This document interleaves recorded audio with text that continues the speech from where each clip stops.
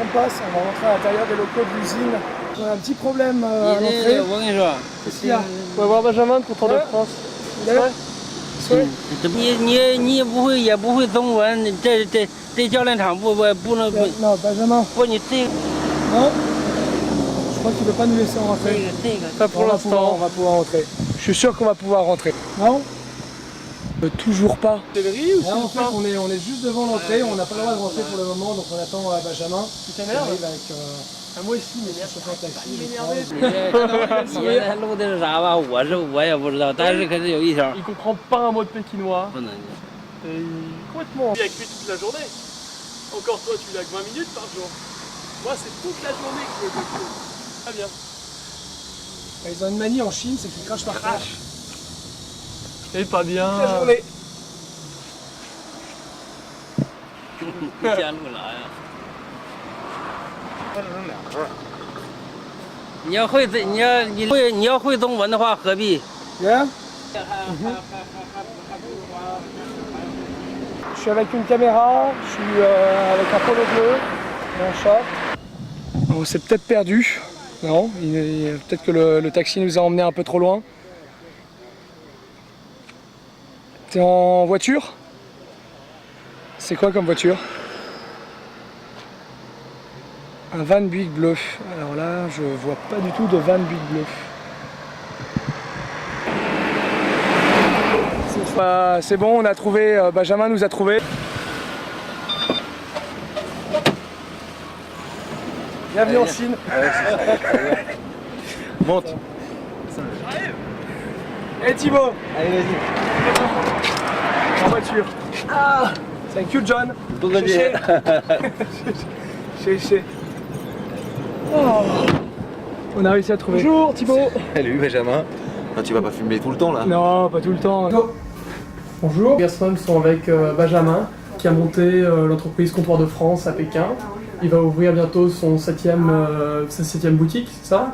Alors Benjamin, tu peux te présenter en quelques mots, ton âge, ta formation? Benjamin Devos, j'ai monté Comptoir de France avec Philippe il y a 5 ans maintenant. On ouvre le 7e magasin à Pékin. On fait de la boulangerie, de la pâtisserie, des chocolats et des glaces. On ouvre notre première boutique à Shanghai dans 2 mois, 2 mois et demi. Si tout se passe bien, on verra, avec quelques délais. Et pour l'instant, tout se passe bien. Comment était venue cette idée de partir à l'étranger? J'ai fait mes études. Non, j'ai fait mes études à l'école hôtelière de Lausanne et ensuite il a fallu faire un stage. Après le stage, qu'est-ce qu'on a fait pour le stage? Et donc il a fallu que je fasse un stage. Le stage, je l'ai fait en Chine, ici à Pékin. Et c'est là où j'ai vu, parce que je suis un tout petit peu gourmand, c'est là où j'ai vu qu'il y avait plutôt les deux. Et j'ai vu qu'il n'y avait ni boulangerie, ni pâtisserie, ni rien du tout. Donc pourquoi pas ici. Si, il y avait un chocolatier, mais de mauvaise qualité. Mais je ne mangeais pas trop de chocolat à l'époque, mais ça a changé maintenant. Et voilà, et donc j'ai cherché un petit peu comment on faisait tout ça, comment on trouvait de l'argent, comment on s'associait pas trop mal et comment on allait essayer de trouver une solution pour monter ça. Donc une formation de management hôtelier plus que de... plus que de cuisine. Ah non, je sais toujours pas faire un croissant si c'est ça le fond. Non. Et pourquoi Pékin, Shanghai et pourquoi pas l'Amérique du Sud? Moi j'étais là. Pourquoi pas? Ouais. C'était bien. C'était bien, je connaissais pas, je suis venu faire un stage ici parce que j'avais envie de découvrir. D'accord. Et sûrement qu'en Amérique du Sud il y a aussi des besoins, j'en sais rien, j'y suis jamais allé, mais en tout cas ici il y avait des besoins, j'étais là au bon moment, je l'ai fait. T'es français d'origine, on est d'accord? Pourquoi Lausanne?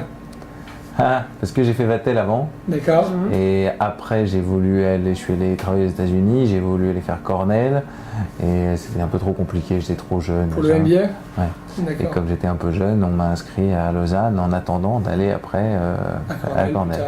Mais Cornell, c'est pas fait. Ben non, j'ai monté une boîte plutôt. Voilà.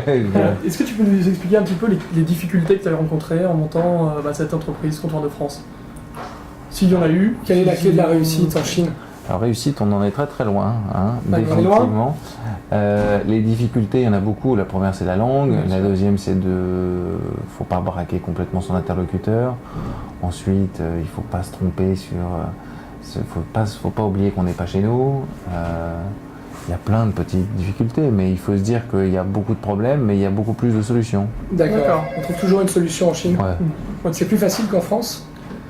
Il y a plus de problèmes qu'en France, beaucoup plus. Mais il y a beaucoup plus de solutions, donc on va dire que c'est un peu plus rébarbatif. D'accord. Mais ça peut avancer plus vite. C'est une win-win situation. D'accord.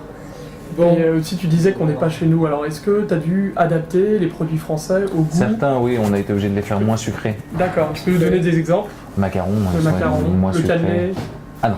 Non, le Alors, cannelé. attends, je bois au cannelé quand même. Non, on touche pas au cannelé. Mais qu'est-ce qu'on a fait? Cannelé, ça veut dire que t'es de Bordeaux ou J'adore Bordeaux. D'accord. Oui, je crois que je préfère encore le pif par rapport à ça, mais oui, j'aime bien les cannelés.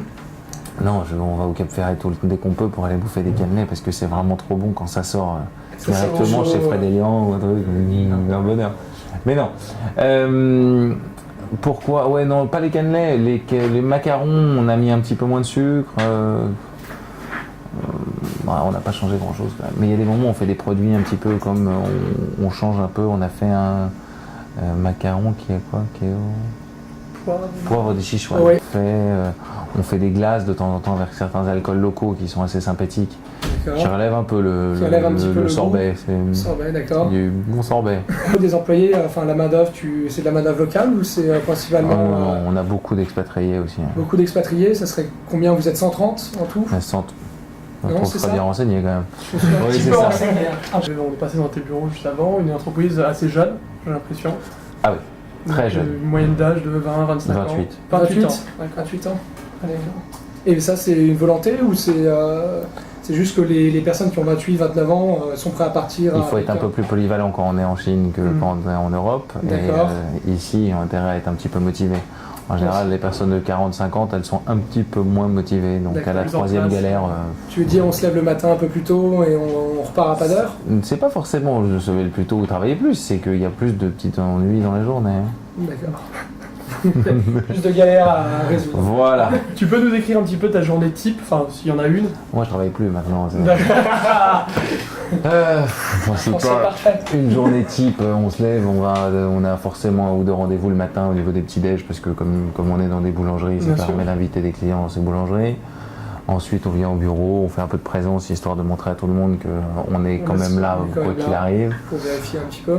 Ensuite, tu as 50 ou 60 emails avant le déjeuner auxquels il faut répondre qui sont normalement tous plus pressés les uns que les autres. Oui. Ensuite, on déjeune toujours chez nos clients. D'accord. Un peu le problème, c'est de déjeuner tous les jours au resto. Ça se passe comment? Tu trouves le temps de faire du sport quand même? J'ai fait comme tout le monde, j'ai acheté comment on appelle ça?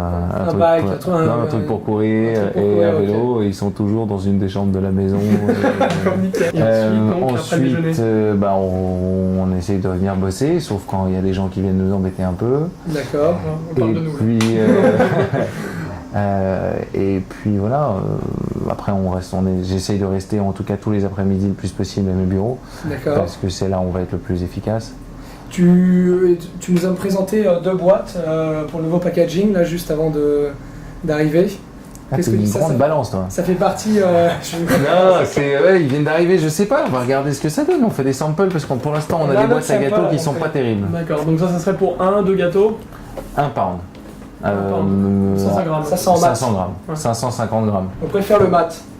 Mais bon, c'est pas la couleur du comptoir de France, faut le savoir. Non, c'est marron, c'est ça, marron chocolat.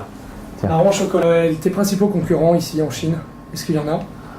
Il y en a, tous les hôtels sont des concurrents parce qu'ils ont tous des boulangeries, pâtisseries, chocolateries où ils ont normalement des produits de qualité. D'accord. Maintenant, c'est très très cher, donc les gens préfèrent venir de temps en temps chez nous. D'accord. Tu serais plus dans un concept de démocratiser cette gastronomie française, cette pâtisserie française?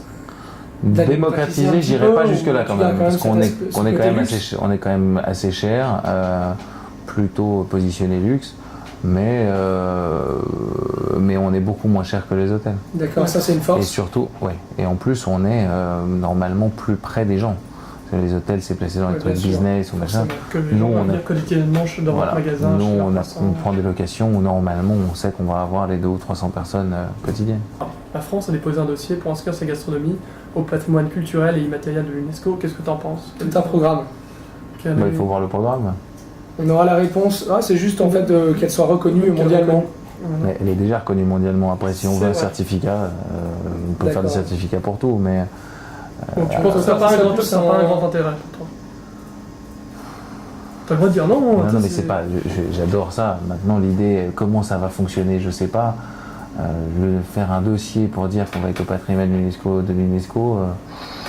Sur la gastronomie française, oui, mais quelle recette, pourquoi on va déposer des brevets pour faire un bœuf bourguignon en disant qu'on est le meilleur.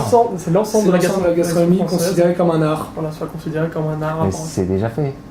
Et là, pour Shanghai, il y a un petit peu de stress pour l'ouverture du prochain comptoir.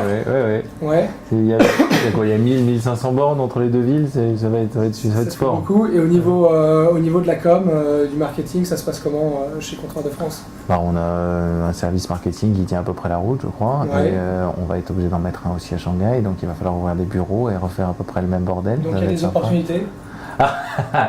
Vous cherchez du taf, envoyez nos CV, Benjamin, femme et On vous enverra s'il n'y a pas de souci. non, nous, on cherche toujours du monde de toute façon, mais il faut des mecs qui sont vraiment motivés. Bon, et qu'est-ce que tu pourrais ajouter sur ta compagnie? Sur ton Vous êtes expérience? perdu pour venir ici? Exactement. Qualités pour réussir? Les 3 qualités pour réussir en tant qu'entrepreneur, tu penses qu'il y en a? Je sais pas, je crois qu'il faut être patient avant toute chose. D'accord. Plus diplomate qu'un diplomate et encore patient. Très patient. Très patient. D'accord, la patience, c'est la clé de la réussite. Je pense qu'il faut, je pense que la patience c'est bien. Merci beaucoup, Benjamin. Merci beaucoup, Benjamin. Un plaisir. Merci.